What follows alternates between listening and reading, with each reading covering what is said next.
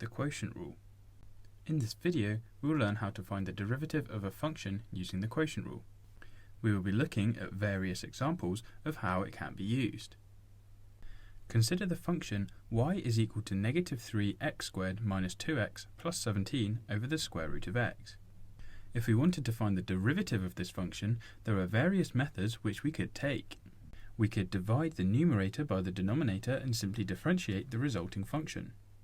Alternatively, we could write the fraction as a product and find the derivative using the product rule. There is also an alternative method which we can use to find this derivative, and it requires no simplifying or rewriting of the equation. We call it the quotient rule. The derivation of the quotient rule is a bit long-winded for this video, so we won't be covering it here. The quotient rule says that given two differentiable functions, u of x and v of x, the derivative of their quotient is given by d by dx of u of x over v of x is equal to v of x times d by dx of u of x minus u of x times d by dx of v of x all over v of x squared. We can write this a lot more succinctly in prime notation. This gives us u over v prime is equal to v u prime minus u v prime all over v squared. I find an easy way to remember the quotient rule is with a rhyme. The rhyme goes low d high minus high d low over the square of what's below, where high is the numerator of the rational function which we are differentiating, and low is the denominator of this rational function. And the d's which are within the rhyme show where we need to differentiate. So d high will be the differential of the numerator of our function, and d low is the differential of the denominator of our function. You may find it easier to remember via another means, but feel free to use this method too. We are now ready to look at some examples. Find the first derivative of y is equal to 8x plus 5 over 3x plus 22. Here we can see that our function y is a rational function, so we can find its derivative by using the quotient rule. The quotient rule tells us that if we differentiate the quotient of two functions, so u over v, with respect to x, then it's equal to v multiplied by the differential of u with respect to x minus u times by the differential of v with respect to x, all over v squared. In order to find the first derivative of y, let's start by labelling u and v from our equation. U will be equal to the numerator of the function, so 8x plus 5, and v will be equal to the denominator of the function, so that's 3x plus 22. Next we must find d by dx of u and d by dx of v, or du by dx and dv by dx. U and v are both polynomials, so we can simply differentiate them term by term. Writing u in terms of powers of x, we can say that it's equal to 8x to the power of 1 plus 5x to the power of 0. In order to differentiate, we simply multiply by the power and decrease the power by 1. For the first term, we multiply by the power, so that's 1, and decrease the power by 1 to 0, leaving us with 1 times by 8x to the power of 0. For the second term, we multiply by the power, so that's 0, and decrease the power by 1 to negative 1.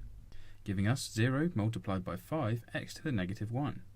In the first term, x to the power of 0 is just 1, so this becomes 8. In the second term, we're multiplying by 0, so that term becomes 0. Therefore, we find that du by dx is equal to 8. We can use a similar method to find dv by dx, and we find that it's equal to 3. Now that we've found du by dx and dv by dx, we're ready to use the quotient rule.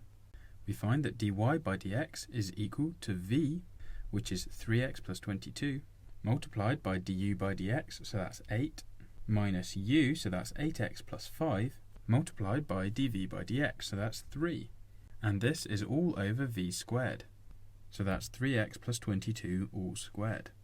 Next we can expand the brackets, and then simplify to find that our solution is that the first derivative of y is equal to 161 over 3x plus 22 all squared.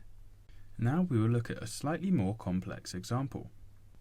Find the first derivative of the function y is equal to 4x squared plus 5x plus 5 all over 4x squared minus 2x plus 3. We can see that our function is a rational function. Therefore, we can use the quotient rule in order to find the derivative. The quotient rule tells us that u over v dash is equal to v u dash minus u v dash all over v squared, where u is the numerator of our function and v is the denominator. In our case, u is equal to 4x squared plus 5x plus 5, and v is equal to 4x squared minus 2x plus 3. Now we must find u prime and v prime. We do this by differentiating u and v with respect to x. Since u and v are both polynomial functions, we can find their derivatives by taking each term and multiplying the term by the power of x and then decreasing the power of x by 1. In doing this, we find that u prime is equal to 8x plus 5 and v prime is equal to 8x minus 2. Substituting these into our formula, we find that the first derivative of y, or y prime, is equal to v multiplied by u prime minus u multiplied by v prime, all over v squared. Now the result here looks quite daunting, however we can still expand the brackets and then simplify. This is what we obtain after expanding the brackets in the numerator. Our final step is to simplify the numerator. Now we have reached our solution, which is that the first derivative of y, or y prime, is equal to negative 28x squared minus 16x plus 25 all over 4x squared minus 2x plus 3 all squared. Now let's look at a slightly different type of question. Suppose that f of x is equal to x squared plus ax plus b all over x squared minus 7x plus 4. Given that f of 0 is equal to 1 and f prime of 0 is equal to 4, find a and b. Our first step in this question can be to substitute x equals 0 into f of x, since we are given that f of 0 is equal to 1. We obtain that f of 0 is equal to 0 squared plus a times 0 plus b all over 0 squared minus 7 times 0 plus 4. Now all of these terms will go to 0 apart from b and 4. We are left with f of 0 is equal to b over 4. Next we use the fact that the question has told us that f of 0 is equal to 1, and so we can set this equal to 1. From this we find that b is equal to 4. Next we can use the fact that f prime of 0 is equal to 4. However, first of all we must find f prime of x. In order to do this we need to differentiate f. Since f is a rational function, we can use the quotient rule in order to find its derivative. The quotient rule tells us that u over v prime is equal to v times u prime minus u times v prime all over v squared. Setting our function f of x equal to u over v, we obtain that u is equal to x squared plus ax plus b, and v is equal to x squared minus 7x plus 4. We can find u prime and v prime by differentiating these two functions, giving us that u prime is equal to 2x plus a and v prime is equal to 2x minus 7. Now we can substitute these into the quotient rule. We obtain that f prime of x is equal to x squared minus 7x plus 4 multiplied by 2x plus a minus x squared plus ax plus b multiplied by 2x minus 7 all over x squared minus 7x plus 4 all squared. Now we could simplify f prime of x at this point. However, we're going to be substituting in x is equal to 0, and so a lot of these terms will just disappear. Let's simply substitute x equals 0 in here. We obtain this, however a lot of the terms will vanish to 0, which leaves us with 4a plus 7b all over 16. Now we have found that b is equal to 4 earlier, and so we can substitute this in, giving us 4a plus 28 all over 16. Since the question has told us that f prime of 0 is equal to 4, we can set this equal to 4. Then we simply rearrange this in order to solve for a. Now we obtain our solution that a is equal to 9. We've now found the values of both a and b, which completes the solution to this question. In the next example, we'll be looking at a slightly different type of question. Let g of x be equal to f of x over negative 4h of x minus 5. Given that f of negative 2 is equal to negative 1, f prime of negative 2 is equal to negative 8, h of negative 2 is equal to negative 2, and h prime of negative 2 is equal to 5, find g prime of negative 2. In this question, we are asked to find g prime of negative 2, so let's start by differentiating g of x. G of x is a rational function, so we'll need to use the quotient rule. The quotient rule tells us that u over v prime is equal to v u prime minus u v prime all over v squared. Setting g of x equal to u over v, we can see that u is equal to f of x and v is equal to negative 4h of x minus 5. U prime will be equal to f of x prime. Now the prime simply represents a differentiation with respect to x. So therefore f of x prime is identical to f prime of x. Next we need to find v prime. So that's negative 4h of x minus 5 prime. Now again, since a prime simply represents a differentiation with respect to x, we can apply normal differentiation rules here. And so differentiating the constant term, negative 5, will result in 0. So we can say that this is equal to negative 4h of x prime. Now since our function h of x is being multiplied by a constant negative 4, we can use our derivative rules and take the negative 4 out of the derivative, giving us negative 4 multiplied by h of x prime. And now we can apply the same logic as we did for f of x prime. And we can say that v prime is equal to negative 4h prime of x. Now we can substitute into the quotient rule in order to find g prime of x. Now that we have found g prime of x, we can substitute in x is equal to negative 2.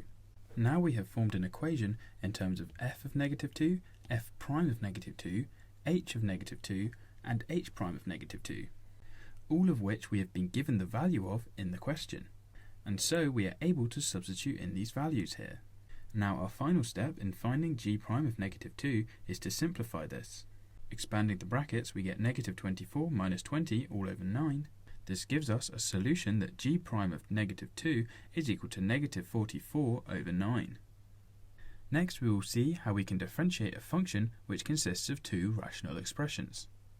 If y is equal to x plus 5 over x minus 5 minus x minus 5 over x plus 5, find dy by dx. Our function y consists of two rational expressions, x plus 5 over x minus 5 and x minus 5 over x plus 5. Now we could find dy by dx by using the quotient rule on these two rational expressions. However, this would require using the quotient rule twice. We can make our work a little easier by combining the two rational expressions into one. We obtain that y is equal to x plus 5 squared minus x minus 5 squared all over x minus 5 times x plus 5. We can expand the brackets and then simplify to obtain that y is equal to 20x over x squared minus 25. And now our function consists of only one rational expression. We are ready to use the quotient rule to differentiate this function. The quotient rule tells us that u over v prime is equal to v u prime minus u v prime over v squared. Setting y equal to u over v, we obtain that u is equal to 20x and v is equal to x squared minus 25. Next we can find u prime and v prime, which gives us that u prime is equal to 20 and v prime is equal to 2x. Now we can substitute them into the quotient rule in order to find that dy by dx is equal to x squared minus 25 times 20 minus 20x times 2x all over x squared minus 25 squared. We simplify this to obtain that dy by dx is equal to negative 20x minus 500 all over x squared minus 25 squared. In our final example, we will see how to evaluate the derivative of a rational function at a point.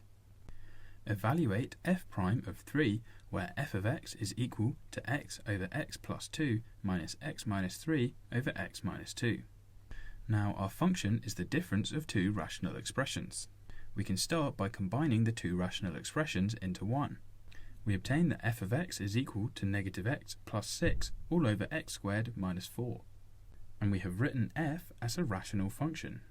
And we are ready to use the quotient rule, which tells us that u over v prime is equal to v u prime minus u v prime all over v squared. Setting f of x equal to u over v, we obtain that u is equal to negative x plus 6 and v is equal to x squared minus 4. We then find that u prime is equal to negative 1 and v prime is equal to 2x. Substituting u, v, u prime and v prime back into the quotient rule, we find that f prime of x is equal to x squared minus 4 multiplied by negative 1 minus negative x plus 6 multiplied by 2x all over x squared minus 4 squared. In order to find f prime of 3, we simply substitute x equals 3 into f prime of x. We obtain that f dash of 3 is equal to 3 squared minus 4 multiplied by negative 1 minus negative 3 plus 6 multiplied by 2 times 3 all over 3 squared minus 4 squared, which simplifies to negative 5 minus 18 over 25. This gives us a solution that f prime of 3 is equal to negative 23 over 25.